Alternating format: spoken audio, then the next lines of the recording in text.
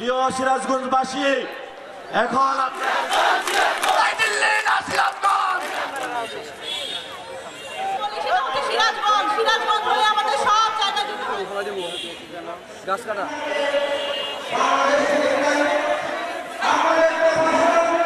সিরাজগঞ্জের বুকে শুয়ে আছে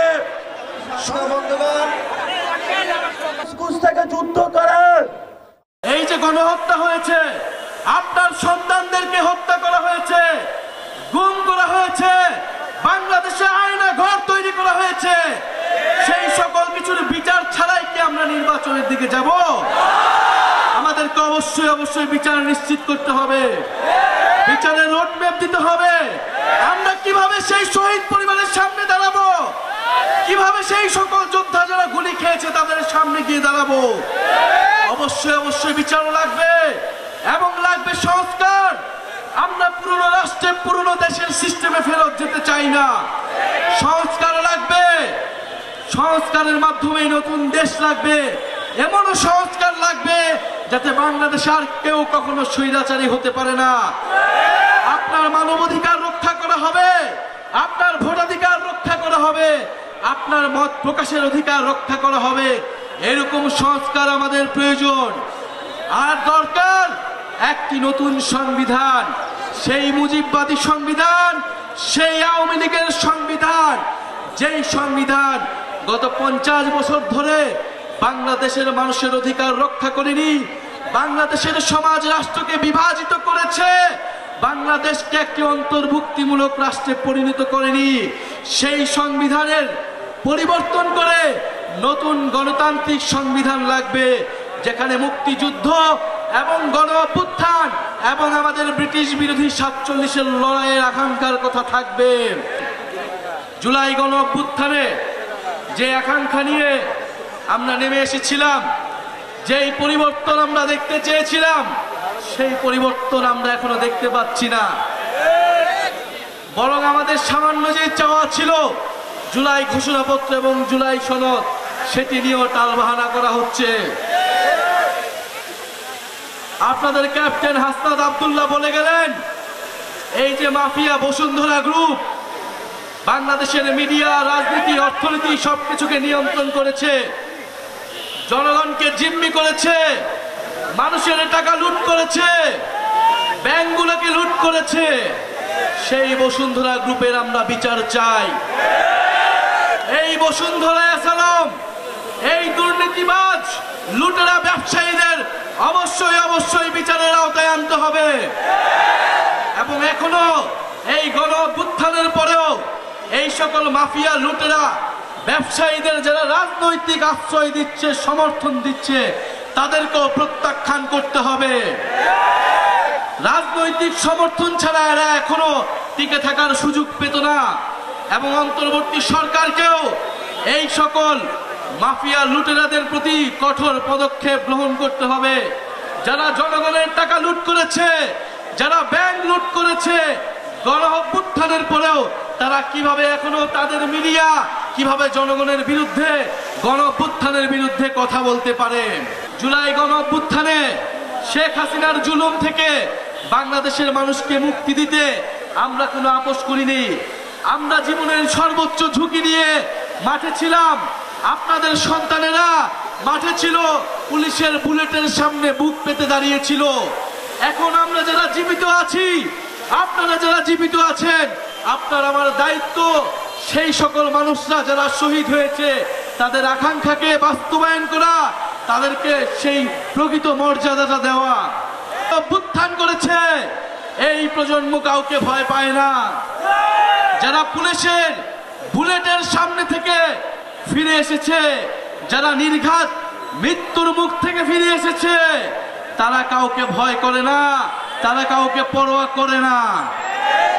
সুতরাং সেই ভয়ের সংস্কৃতি যারা আবারও ফিরায় আনতে চায়, তারা খুবই ভুল করছে, খুবই বোকামি করছে। আমাদের এই জুলাই পদযাত্রায় প্রত্যক্ষ এবং পরোক্ষভাবে বাধা দেওয়ার চেষ্টা করছে।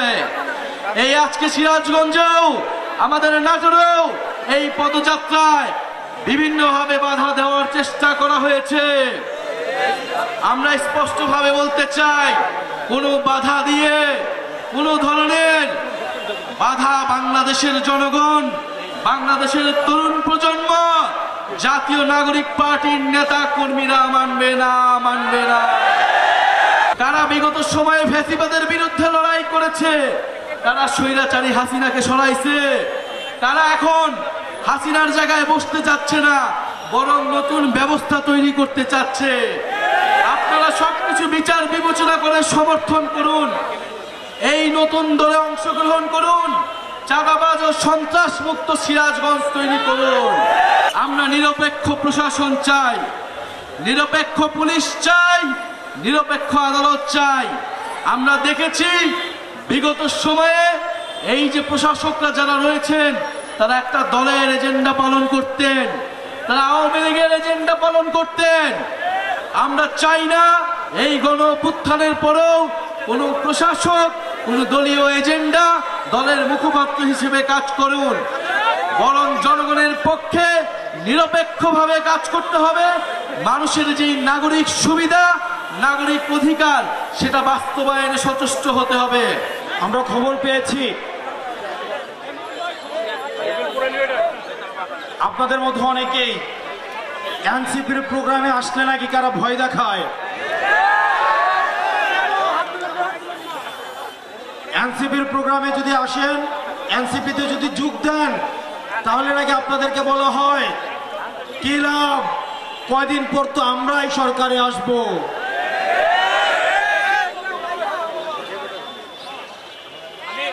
আমাদের এনসিপির কোন নেতা কর্মীর গায়ে, এনসিপির কোন নেতা কর্মীকে যদি ভয় দেখানো হয়, আমরা স্পষ্ট করে বলছি এনসিপির নেতা কর্মী রাস্তায় আছে বলে আমরা হচ্ছি নেতা। সুতরাং আমার এনসিপির প্রান্তিক পর্যায় থেকে শুরু করে উপজেলা ইউনিট, জেলা ইউনিট এবং আমাদের সেন্ট্রালের প্রত্যেকটা নেতা কর্মীর জন্য আমরা প্রত্যেকেই জীবন দিতে প্রস্তুত। আপনারা নির্ভয়ে কাজ করুন। যদি কোনো ভয়ভীতি দেখানো হয় সেটা আমাদেরকে জানাবেন, শুধু ঢাকা থেকে আসতে ততক্ষণ সময়। আমরা প্রশাসনের কাছে বলবো, প্রত্যেকটি রাজনৈতিক দলের এই সিরাজগঞ্জের মাটিতে ফ্যাসিবাদ বিরোধী রাজনৈতিক দলগুলোর সহ অবস্থান নিশ্চিত করতে হবে। কোন রাজনৈতিক দলের সাথে বিমাতা সুলভ আচরণ করবেন না। আমরা শুনতে পাচ্ছি ডিসি অফিসগুলো, এসপি অফিসগুলো অনেক বিশেষ রাজনৈতিক দলের দলীয় কার্যালয়ে পরিণত হচ্ছে। ডিসি এসপিদের কল্যাণের জন্যই বলবো, আপনারা বাংলাদেশপন্থী ডিসি এসপি হন, আপনারা জনগণপন্থী ডিসি এসপি হন, কারণ দিন শেষে ক্ষমতার উৎস হচ্ছে জনতা। কোন রাজনৈতিক দল যখন পতন শুরু হয় আপনাদেরকে বাঁচাতে আসবে না। দিল্লি থেকে মাদার অফ টেরর এখন আপনাদেরকে বাঁচাইতে আসে না। আমরা ডিবি হারুনের শাসন দেখেছি, আমরা বিপ্লবের শাসন দেখেছি, আমরা হাবিবের শাসন দেখেছি, আমরা বেনজিরের শাসন দেখেছি। আপনারা বেনজির হয়েন না, আপনারা বিপ্লব হয়েন না, আপনারা ডিবি হারুন হয়েন না, কারণ আবাবিল পাখির মতো একটা না একটা নাইট সার্জিস আবার রাস্তায় নেমে আসবে। গতকালের আমার একটা বক্তব্যে বসুন্ধরার মিডিয়া খুব বেরাজ হয়েছে। আমি ভয় পাই না, আমি বলবো, আমি আবার বলবো, আমি বলতেই থাকবো। আমার বলা আপনি থামাইতে পারবেন না। আমাকে শত্রু জ্ঞান করে লাভ নাই। আপনারা বাংলাদেশ পন্থী হন। আমিও যদি দুর্নীতি করি, আমিও যদি অন্যায় করি, আমার বিপক্ষে আপনি আপনার কলম চালান, আপনার দ্বিমত প্রকাশের স্বাধীনতার জন্য আমি আপনার পক্ষে থাকব। আজকে দেখলাম বসুন্ধরার মিডিয়ার পক্ষে একদল সাংবাদিক বিবৃতি দিয়েছে, ঠিক একই ধরনের বিবৃতি 3 আগস্ট হাসিনার পক্ষে বসুন্ধরার মালিক যেভাবে বিবৃতি দিয়েছিল, এই বিবৃতি আমাদের জানা, এই বিবৃতি আমাদের জানা। গুমের পক্ষে, হত্যার পক্ষে, লুণ্ঠনের পক্ষে, ভুট্টুরির পক্ষে আপনারা কত 15 বছর আপনারা এভাবে বিবৃতি দিয়েছেন। আমরা যে লড়াই শুরু করেছি সেই লড়াই অব্যাহত থাকবে। যাবার বেলা বলে যাই, বাংলার আকাশে সংকট ঘনীভূত হচ্ছে। এই সংকটের লড়াইয়ের জন্য, এই সংকটের বিরুদ্ধে লড়াইয়ের জন্য আমাদের ঐক্যবদ্ধ হওয়ার কোনো বিকল্প নাই।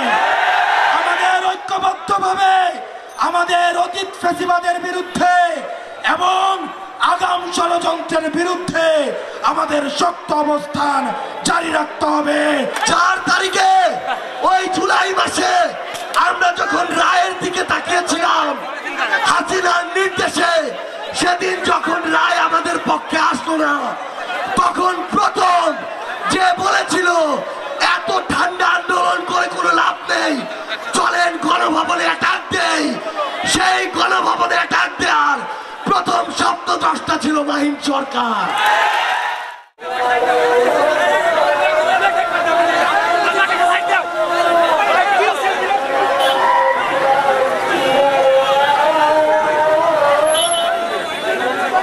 সবাই একসাথে স্লোগান ধরি, ক্ষমতা না জনতা।